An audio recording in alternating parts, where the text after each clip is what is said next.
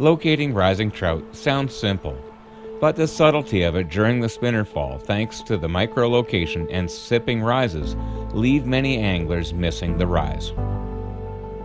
The largest fish tend to be nosed into the shallow edges of a shelf at the head of a run, tight to structure in shallow edges, or in a slight tail-out depression. These are deceptively shallow water with slow flows.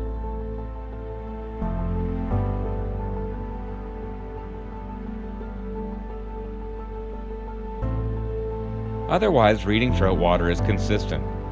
Find the seams, as subtle as they may be, as they're associated with structure and edge definition of bottom features.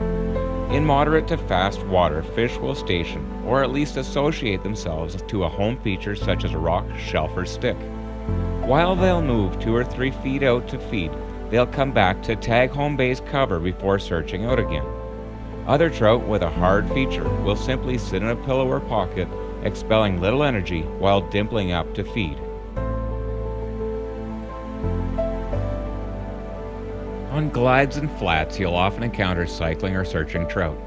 Careful observation is needed to avoid lining these fish, as spooked trout may bolt and tip off the other fish. If you find yourself not catching trout, but they keep rising and you're slowly walking upstream chasing and pushing them, it's a solid tell that your approach, casting, line control, or delicacy of line and fly arrival need improving.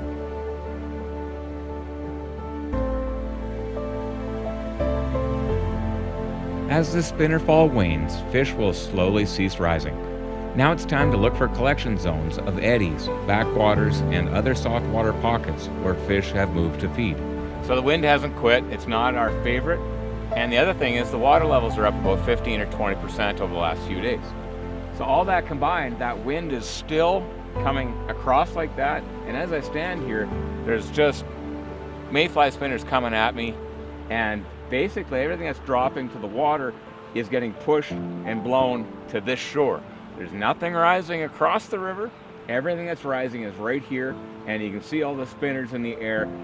The fish, there's at least 4 or 5 fish that are popping in this seam, and that's all because all the food is getting blown over to this side. The water levels are up, and these fish are just nosed into that collection point on the inside of that seam. If I sound like I'm stuttering, I just realized there's easily a 22, 23-inch rainbow rising right there.